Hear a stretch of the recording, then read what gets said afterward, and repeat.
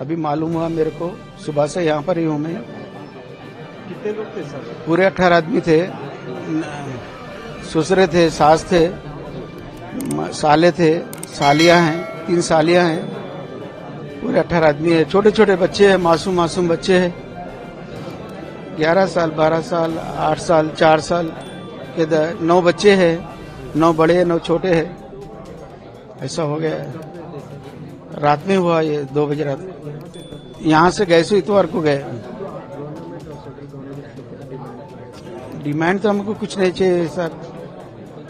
हम जाना चाह रहे हैं वहाँ पर, जाके मौत मटी क्या है देख के आएंगे। अगर हो गया तो कब्रिस्तान पे दुआ करके आएंगे।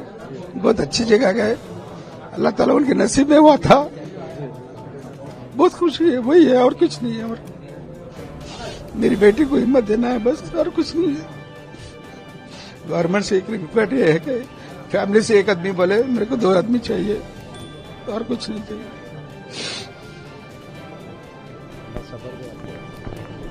या अल्लाह, ऐसी मौत किसी को ना दे।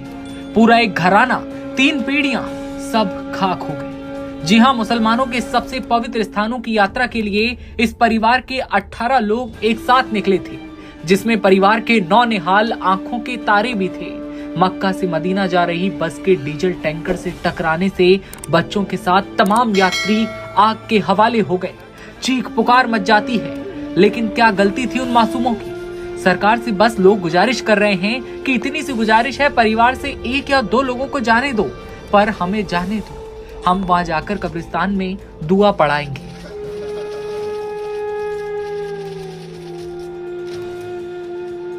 इस हादसे के बाद हर कोई पूछ रहा है, या अल्लाह, तेरे दर पर आ रहे लोगों को ऐसी सजा क्यों? हैदराबाद में आज मातम पसरा है। लोगों की आंखों में आंसू हैं। किसी के परिवार के 20 तो किसी के 8 या 4 घर के लोग मक्का मदीना की यात्रा पर गए थे, लेकिन उनके साथ जो कुछ हुआ उसके बाद हर कोई स्तब्ध है। इस भीषण हादसे में केवल एक शख्स की जान बच पाई है, और इसे लोग चमत्कार कह रहे हैं, क्योंकि पूरी की पूरी बस कब्र बन गई, लेकिन उसमें बैठा शोएब नाम का लड़का बच निकला। हालांकि उसकी हालत अभी नाजुक है, अल्लाह ताला उसे जल्दी ठीक करे। लेकिन जिन परिवारों ने अपनों को खोया है, उनके लिए खाने का एक निवाला लेना अंदर अब मुश्किल हो गया है। मृतकों के परिवार के लोग सड़कों पर उतरे हैं और गुजारिश कर रहे हैं कि बस हमें एक बार वहां जाने दो। क्या कुछ कह रहे हैं, आइए सुनवाते हैं। जैसे बोलते सो आग की आईना फोड़ के बच्चा, हमारा शोएब बोल के हमारी गली का ही बच्चा है, वो आईना फोड़ के बोलते बस में से कूद गया और ड्राइवर कूद गया, और 42 लोग बोलते उसी में थे, उसमें से कोई भी बाहर नहीं निकले। अब इन लोगों का क्या कंडीशन है, क्या है, कुछ भी नहीं मालूम हुआ अभी तक।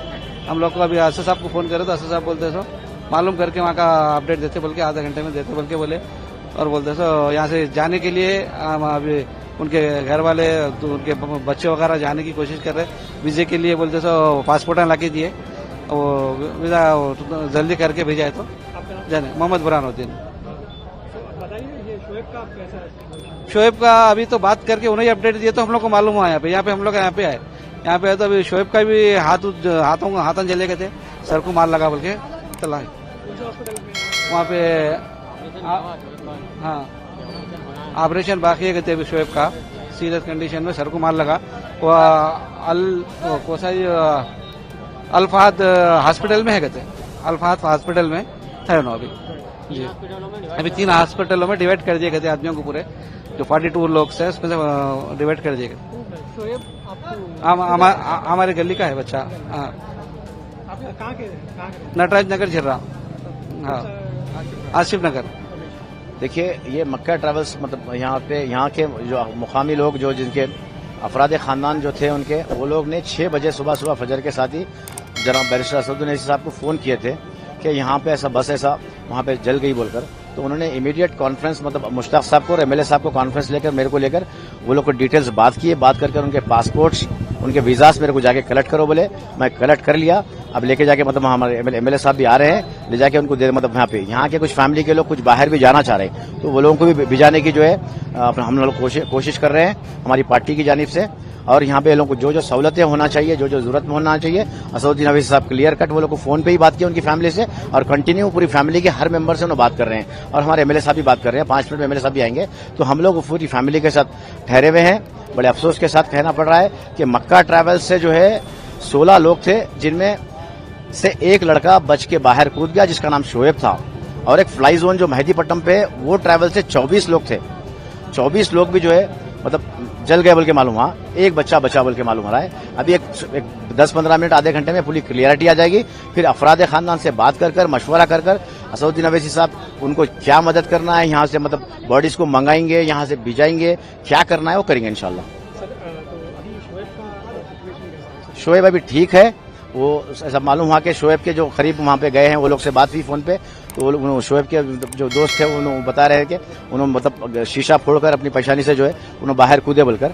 तो सिचुएशन अभी स्टेबल है, उतने सीरियस नहीं है, लेकिन थोड़े मारा लगे, अच्छे खासे मारा शोएब को लगे हैं। बहुत बड़ा दर्दनाक हादसा हुआ है। बहुत सारे लोग नामपल्ली के भी उसमें फैमिलीज है जो मेरी कॉन्स्टिट्यूंसी में आते हैं जो इस हादसे का शिकार हुए।